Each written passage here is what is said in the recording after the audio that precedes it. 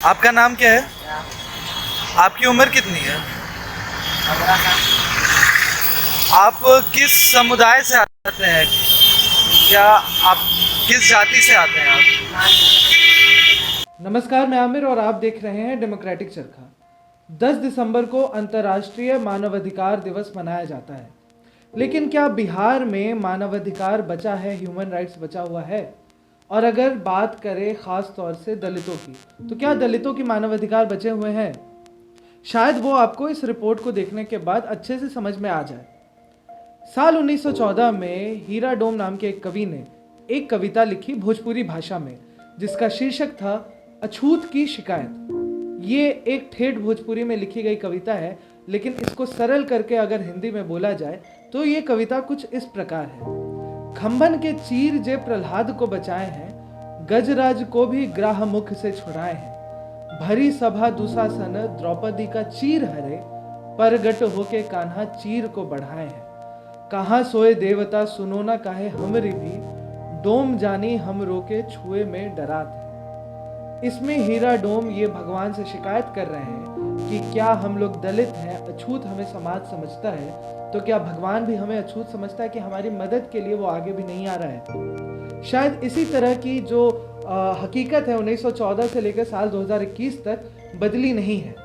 अभी भी जो बिहार के जो अधिकारी हैं, बिहार सरकार है, वो भी दलितों के साथ इसी तरीके का व्यवहार कर रही है। ब्राह्मण की उत्पत्ति ब्रह्मा के मुख से हुई, क्षत्रिय की बाजुओं से, वैश्य की उत्पत्ति ब्रह्मा के जांघों से और शूद्रों की उत्पत्ति ब्रह्मा के पैरों से की गई है। साल 1993 में हाथ से मैला उठाना या सीवर में सीधा उतरकर सफाई करना बैन कर दिया गया था, लेकिन बैन करने के बाद भी ये प्रथा पूरे बिहार में होती है। सीवरेज सिस्टम तक पटना के सिर्फ 20% घर ही जुड़े हैं, यानी बाकी के 80% घरों में सेप्टिक टैंक है या सीवेज खुले में बहाया जाता है। सामाजिक कल्याण एवं सशक्तिकरण मंत्रालय ने सांसद वंदना चव्हाण के एक सवाल के जवाब में ये बताया था, ये जानकारी दी थी कि साल 2016 से लेकर नवंबर 2019 तक 282 सीवर मजदूरों ने सेप्टिक टैंक में उतरने के वजह से अपनी जान गंवाई। ये ऐसी मौत है जो कि रिपोर्ट हो गई, ऐसी अनगिनत मौतें हैं जो रिपोर्ट नहीं हो पाई और जिनके आंकड़े आज तक लोगों के सामने नहीं आ पाए। पटना नगर निगम में इसके लिए जो चैम्बर्स हमारे होते हैं, जो बरसात के पूर्व और साल भर में उड़ाई कराते हैं, उनकी उड़ाई कराने के लिए हमारे यहाँ मशीनें भी आ गई। बावजूद इसके, जैसा कि आपने बताया, कुछ उदाहरण बता रहे थे आप, तो हम लोग देखेंगे कैसे वो लोग चले जाते हैं। बिल्कुल ये मनाही है और ये उनकी सुरक्षा के लिए भी इम्पॉर्टेंट है कि वो नाले में नहीं उतरे।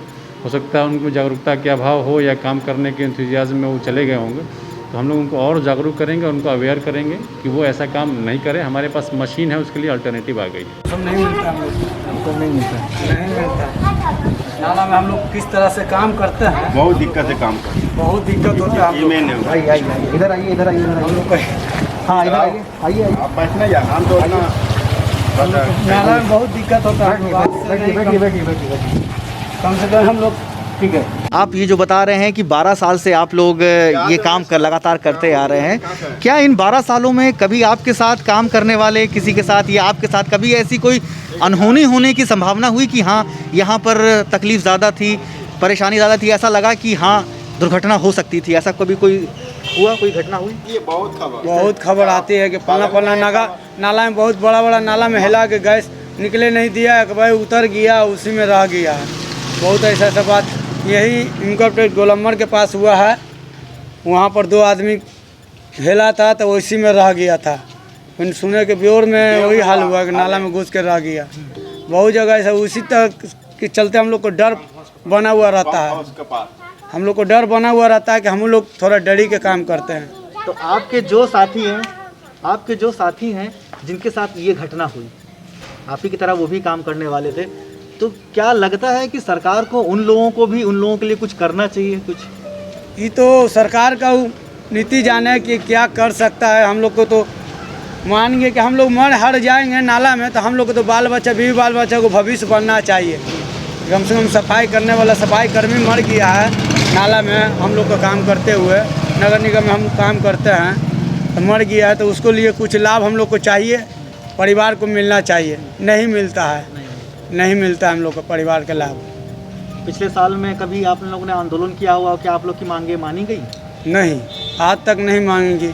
जब आप लोग इसमें गटर में उतरते हैं तो क्या आप लोग किसी भी तरह का ग्लव्स, हेलमेट, मास्क यूज़ करते हैं? तो ये लोग जो आप लोग नाली साफ़ करते हैं तो इस नाली में क्या होता है? उस नाली में महक भी लगता है, कीड़ा है, पतंग है, कोई कुछ भी मिल सकता है हम लोगों को, लेकिन फिर भी हम लोग अपने क्या करें, पेट के लिए कर रहे हैं। तो वो जो आप लोग निकालते हैं तो क्या वो इंसानी मैला उसमें है? इंसानी महिला है, तब भी उसको आप लोग सीधा हाथ से हाँ, सीधा हाथ से कर रहे हैं, क्या करें। आप लोग ठेकेदार की तरफ से जब काम करते थे तो क्या आप लोग को ये सब दिए, ग्लव्स वगैरह दिया जाता था? नहीं, कुछ भी नहीं, सीधा से बेचा दे दिया थे, या कहीं भी फिर जाओ, झाड़ू ले लो, कहीं भी लगाओ, नाक में चाहे धुआं जाए या मरो या जियो। पटना नगर निगम ने साल 2020-21 में 3,863.57 करोड़ रुपए का बजट बनाया था, जिसमें से 2,911.63 करोड़ रुपए खर्च किए गए। अब आप खुद सोच लीजिए, पटना नगर निगम के पास इतना बजट होने के बावजूद उन्होंने कुछ भी रुपए सीवर मजदूर के प्रोटेक्शन, ग्लव्स, मास्क या फिर उनके प्रोटेक्शन इक्विपमेंट पर खर्च नहीं किए। यहाँ तक कि पटना नगर निगम ने 4 बड़े नालों की सफाई के लिए 50 करोड़ रुपए खर्च किए। लेकिन इसमें इन 4 बड़े नालों में अगर किसी सीवर मजदूर को चोट लग जाती है तो उसके प्राथमिक उपचार, उसके मरहम पट्टी के लिए नगर निगम ने 1 रुपए खर्च नहीं किए, और अगर उसमें किसी की मौत हो जाती है तो उसके मुआवजे का भी कोई प्रावधान नहीं है।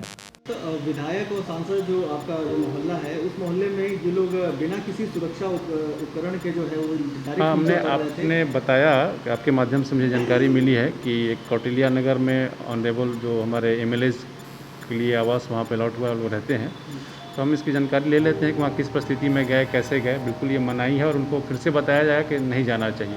जहाँ भी उनको आवश्यकता होगी वो मशीन का डिमांड करेंगे, हम मशीन भेज के उसकी उड़ाई कराएंगे। तो उनका ये कहना है कि ठेकेदार जो हमसे बोलते हैं, हमसे तो बस काम दिया जाता है, जो कहेंगे वो हम करेंगे। नहीं, इसमें कोई ठेकेदारी नहीं होती। अगर हमारा नगर निगम का स्टाफ है तो कोई ठेकेदार नहीं होता है। नगर निगम में एज ए यूओ का NCC मैं एडमिनिस्ट्रेटिव साइड से हेड कराता हूँ, हमारे बॉस वहाँ एडमिनिस्ट्रेटिव कमिश्नर साहब होते हैं, कोई ठेकेदार यहाँ नहीं होता है।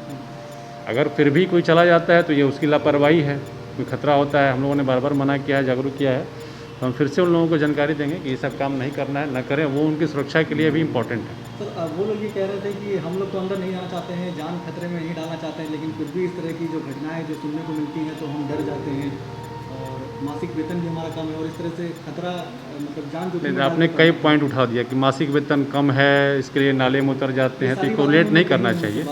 क्या मासिक क्या किराया वेतन बढ़ा देने से वो नहीं जाएंगे? ऐसा नहीं है, इसका कोई मासिक वेतन से लेना देना नहीं है।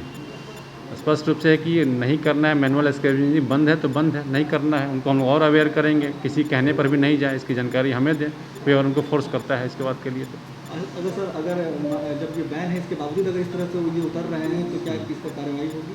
कार्रवाई तो होगी तब जब उनको किसी ने फोर्स किया होगा। अगर वो स्वेच्छा से गए होंगे तो उनको फिर से हम लोग जागरूक करेंगे। वो अपने जान पर रिस्क लेके जा रहे हैं तो उनको हम फिर से अवेयर करेंगे, उनको बताएंगे कि आपको नहीं जाना है।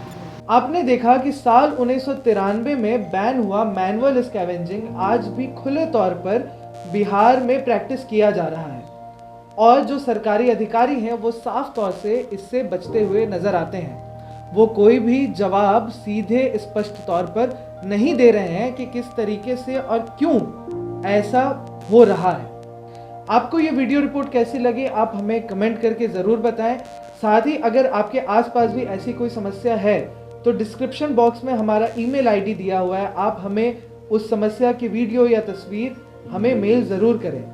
साथ ही अगर आप इस पूरे वीडियो की डिटेल स्टोरी आर्टिकल के फॉर्मेट में पढ़ना चाहते हैं तो लिंक नीचे डिस्क्रिप्शन में दिया गया है वेबसाइट का, आप उस पर जाकर ये आर्टिकल ज़रूर पढ़ें। नमस्कार।